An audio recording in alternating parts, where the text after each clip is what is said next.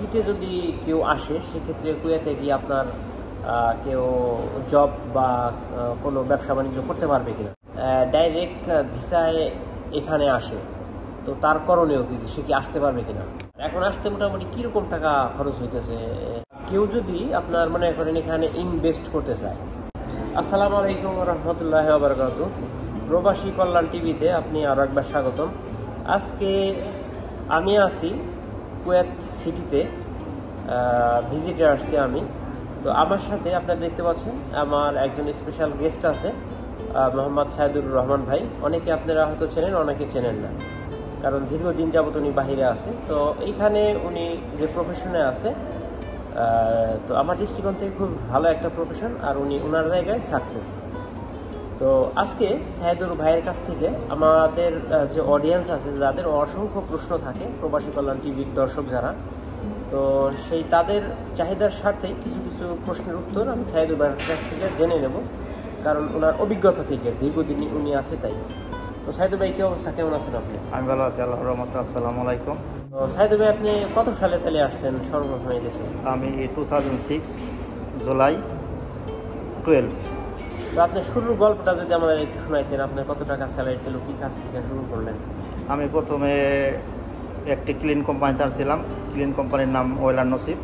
আমি 2006 সালে আমি 18 টাকা বেতন পাইতাম ওই কোম্পানি থেকে। 6 বছর কাজ করার পর ওখানে আমি ট্রান্সফার নিই একটি ট্যাক্সি কোম্পানি থেকে। আমি এখন ওই ট্যাক্সি কোম্পানিতে কাজ করি, আমি মাঙ্গাপে থাকি। আচ্ছা, তো আপনি ট্যাক্সি মোটামুটি কতদিন যাবত চালাইতেছেন আর কি?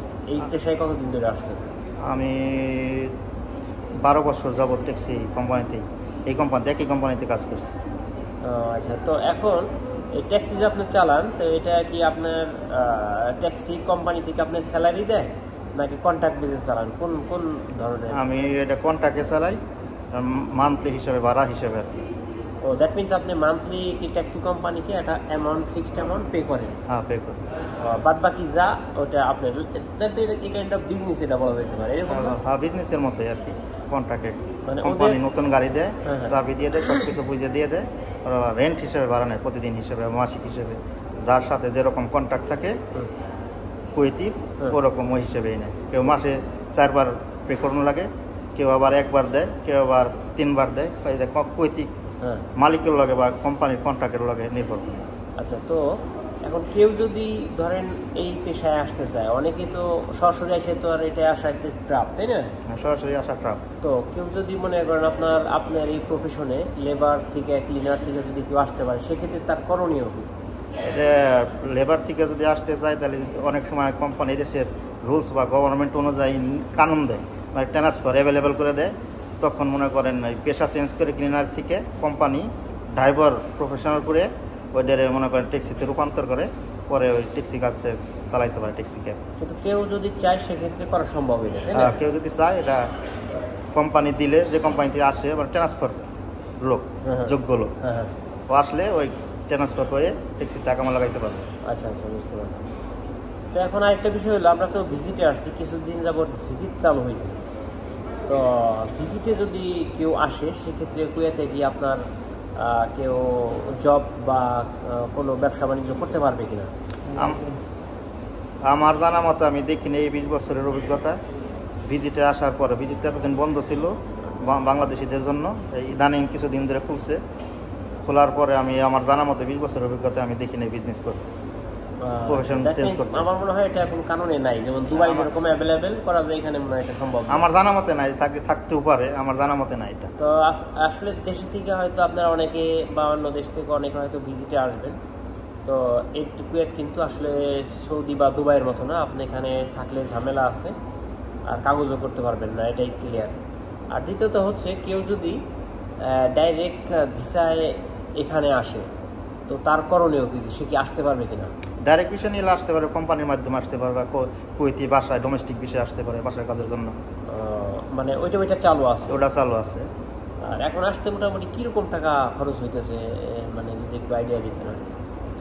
এটা তো মনে করেন এটা সরকারি তো নির্দিষ্ট কোনো ফিস নাই, এটা অল্প কিছু স্ট্যাম্প খরচ লাগে। এটা পাবলিকে মনে করেন যেরকম যেভাবে দিয়ে আসতে পারতেছে ওইভাবে আসে, মানে এটা কোনো রাউন্ড ফিগার নাই? রাউন্ড কোনো ফিগার নাই। কেউ যদি আপনার মনে করেন এখানে ইনভেস্ট করতে চায়, তো ধরেন কেউ যদি দুবাইয়ের মতো কেউ এখানে এসে বিজনেস করতে চায়, তো সেক্ষেত্রে সে কি তার নিজের নামে লাইসেন্স বানাইতে পারবে কিনা, সে কুয়েতে বিজনেস করতে পারবে কিনা? কুয়েতে বিজনেস করতে হলে কুয়েতি লাগবে, কপিল লাগবে, মালিক লাগবে, তারপর আপনি বিজনেস করতে পারবেন। নিজের নামে দুবাইয়ের মতো অ্যাভেলেবেল কোনো কিছু করতে পারবেন। আচ্ছা আচ্ছা আচ্ছা, দ্যাট মিনস আপনি সম্পূর্ণ লাইসেন্সটা ওই কুয়েতির নামে হবে? হ্যাঁ, কুয়েতি নামে আপনি রেন্ট হিসেবে বা ভাড়া হিসেবে মাধ্যমে যেভাবে চুক্তি করবেন, হ্যাঁ, বা অঙ্গীকারনামা বানাবেন, ওইভাবে আপনি করতে পারবেন। আচ্ছা, তো দর্শক আশা করি যেসব প্রশ্ন আমার ছিল এইগুলো আমার অডিয়েন্সেরও অনেক কোশ্চেন, সেই থেকে কিন্তু আমি মূলত সাইদুর ভাইয়ের কাছ থেকে আজকে যতদূর সম্ভব আমি আপনাদেরকে জানানোর চেষ্টা করলাম। বাদ বাকি আমার যদি এর গুরুত্বপূর্ণ আরও কোনো তথ্য আপনাদেরকে দেওয়ার বাকি থাকে তাহলে আপনারা কমেন্ট করতে পারেন। আমি ইনশাআল্লাহ দেরিতে হলেও আপনাদের কমেন্টের অ্যান্সার করার চেষ্টা করব। তো আজকে এ পর্যন্তই।